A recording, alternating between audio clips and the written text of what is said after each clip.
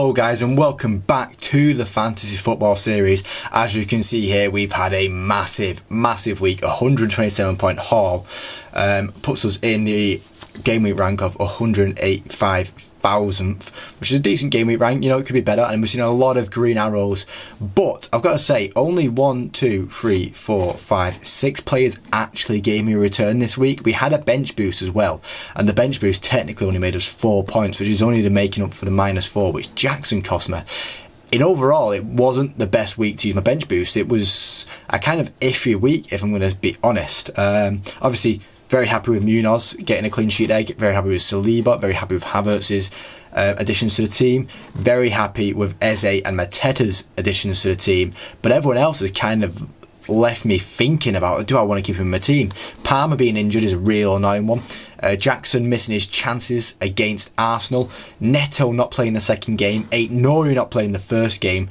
Dallo only playing one game and not keeping a clean sheet, not getting involved in any goals against Sheffield United in that 4-2 win. Isak and Gordon both not getting involved in anything. In fact, no one from Newcastle got involved in anything in a 2-0 loss to Palace. And then Pickford being, I'm going to say Pickford on Mateta is my star man of the week. Obviously Mateta had a great week there. 29 points, 4 goals.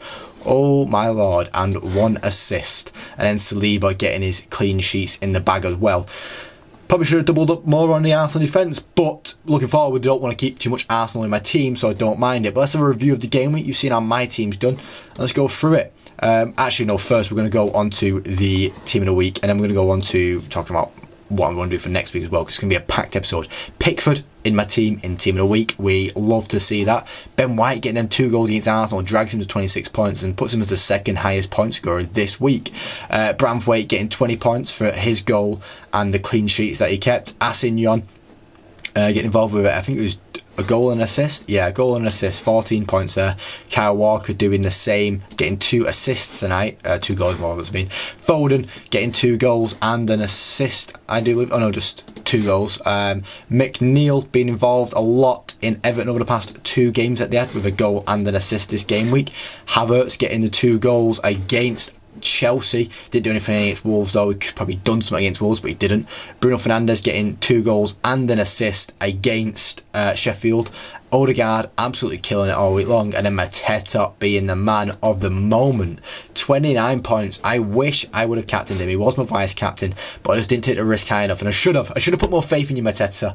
I wasn't familiar with the game. I do apologise. Talking about the first game of the weekend though, it was Brentford Luton, and Visser getting the 2 goals there and Buemo getting the 2 assists, but no one from the game, no one from Brentford is really screwing at me. Same with this Burnley Sheffield game. No one from the game is really like going, oh, sign me, because if you look at Burnley's fixtures coming up, oh my god, there's a lot dark for him. We're going to ignore him. Arsenal versus Wolves. Obviously Arsenal showing it. Odegaard taking it right now. He's the man. He is the man for Arsenal at the moment, but they've got a tough 4 games to end of the season. 2 nice home games though, so you might want to bring in an Arsenal player for that. Everton, McNeil is the man, you know. He goal and an assist in the 2 games, and they've got a nice easy running towards the end of the season apart from the Arsenal game, so turning your head towards Everton might not be a bad idea for the running. Villa, obviously Watkins getting 2 assists, but Bailey is the one that I want to be really looking at. But it's, once again, it's the fixtures that they've got are the fixtures that I want to invest in, not necessarily. Mateta and Eze both making me a very happy man and owner. Obviously Mateta getting 4 goals and 1 assist in this game week. Elise obviously is there as well, but I've backed Eze in that midfield. I don't want to have, I've already got 3 Palace players. I don't need any more. I can't have any more, but I don't want any more. Trent coming back and getting a goal. Diogo Jota getting a goal and assist and getting injured. Gakpo getting involved in the goals as well. Arsenal absolutely walking over Chelsea. Everyone was like, oh, could it happen here? Could it happen here? Havertz was like, nah, I'm going to get my revenge. Rice, Odegaard, also good options to get into the team there. Semenyo, someone I took up my team, and he got a return. He got more of a return than Jackson did, and that is infuriating, to say the minimum. Mateta getting 2 goals, which we are happy with, is a big improvement bringing into the team for what I did with Cunha. And well, Mateta's actually one that I brought in for Semenyo, so we'll take it. Branthwaite, Calvert-Lewin getting involved in goals. I actually looked at Calvert-Lewin, funny enough.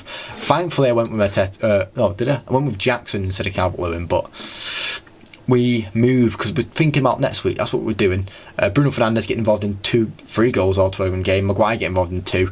Højlund finally getting back on the score sheet. All things that I would be looking at. And then City with Foden, Alvarez and De Bruyne getting on the score sheet. Foden only played 71 minutes, so it's something that I might look at going into next game week. But going into next game week anyway, because as I said, it's a quick turnaround week. It's one of them.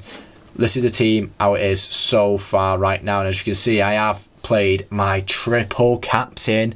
Oh, I don't know if I am going to play it. It's something that I'm playing with right now, playing my triple captain, because that Sheffield game for Newcastle, if Sheffield allow the chances that they allowed against us, and they're going to be a tired team, I reckon Newcastle can punish them.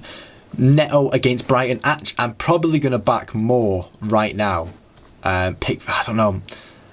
I might back Neto, and then if Neto don't play, obviously, we'll get Pickford in. So what? I'm happy with my goalkeeper rotation right now. Munoz against Fulham. I think they've been playing really well, Palace. So yeah, Munoz can stay. Nori against Luton. I'm very happy with that one. Dallow against Burnley. Once again, I'm happy with that one. Cole Palmer with a double game week, same as Jackson. As I said, that's why the triple captain's in contention as well, because I might put it on Palmer. We don't know how his illness is looking. 75% chance of playing. Havertz against Tottenham. It's not something I'm confident about with Tottenham at home. I might want to swap him out. I'm kind of fed up with Salah now. 3 games with nothing. The United one was a penalty, so was it one against Brighton? Anyway, we've got 5 games now. Yeah, 5 games. 1 goal involvement, and it was a penalty. I think Salah's done in my team now, I'm not going to lie. Van Dijk against West Ham, I'm not confident with it. Obviously, but it's West Ham. West Ham sometimes hold a really bad result to themselves, so we might take advantage of that, and then Saliba's got to stay in the team. Just for that Bournemouth game and that Everton game, he's going to stay in the team, because Arsenal rack up the clean sheets. I can't see him doing it against Tottenham this weekend. But yeah, let's look at who I can get in for Salah then, because Salah's the only one that I want to take out. And that's the options that we've got to look at, is who we're going to take Salah out. Obviously, something I'm quite interested in right now is preparing for the end of the season. So we take Salah out. We're going to look at who has a good game week. So who has a good game week this week, obviously. We've got 3 game weeks left. That's what we want to look at. Because this game week here, that's when I want people to be having a good game. So like Arsenal playing against Everton, that's nice. Chelsea playing against Bournemouth, I think that's nice for both sides. Like a Clivert might be a good option there. We'll have a look at Bournemouth's fixtures, and then I've said it in my head. Solanke. They got Brighton at home, Brentford at home, and then Chelsea away. But I'm not. That Arsenal one's kind of just pushed me away from it. Arsenal away is not smart one doing in the season. Crystal Palace. I think Crystal Palace will beat Villa in this game. If you go watch my prediction video that I released yesterday, I do, and I will stand on it. I think Palace will win that game. Liverpool against Wolves. Obviously, City against West Ham. City in a running. You know, it's City in a running. It's City in a running. They got Forest and Wolves. Foden is really tempting me right now. I think, right, I'm going to put Foden in for now. I'm going to see what else we can play around with in my head. Aston Villa, look, Chelsea at home, Brighton away. The games that I think Aston Villa will win, but it's how will they win them is a question in my head. Anyone else having a nice end of the season game? I think Brighton do against us. I think Brighton will beat us. Very confident of me, I know. And then Spurs also have a nice end of season game. So let's have a look at Spurs. How's Heung-min Son coming along? Oof, he's got a double game week now against Arsenal and Chelsea. It's not a good game week, is it? Son, I've been involved in too many goals recently though. If we go look at Spurs midfield, actually. If we go take a look at Tottenham Hotspur's midfield. Spurs, there we go. Who is being involved in the goals recently? Not Johnson.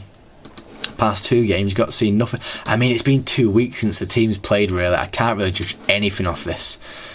Do you know what? Chelsea also have a double game week. Let's look at Chelsea offering midfield. We've already got Cole Palmer. I quite like Madueke. He's quite low down here, though, isn't he?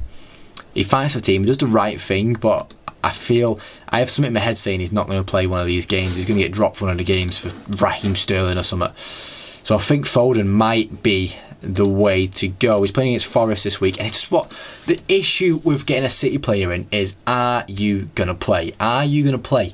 And let's have a look at City's midfield right now, because we've got Pep's been complaining about rotation. Oh, without rotation, his whole team's fit right now. The whole team is fit. But Foden's been on such good form, and they're in the running now. And obviously it's Forest. This is the issue. This is the issue with Pep rotation. You never know what he's going to throw your way. We're on game week 35. Obviously, I've said about the Chelsea and Spurs double game week. Spurs playing against Arsenal. It's not great, is it? It's not.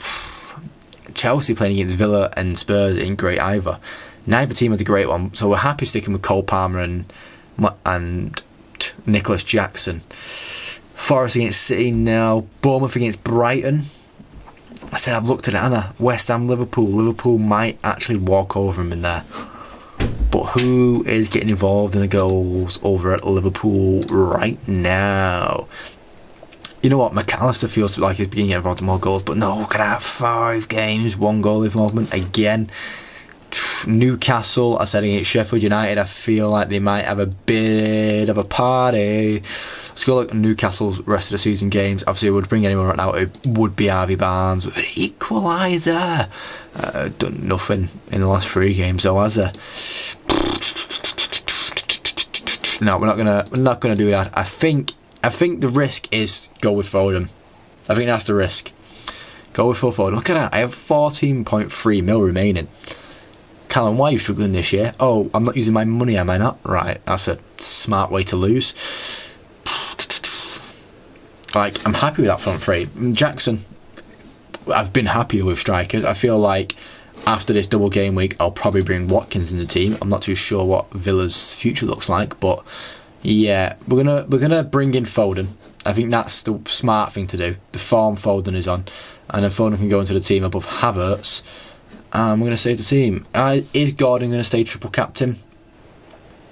I kind of want to give it to Isak, you know. I'm going to give Isak captain.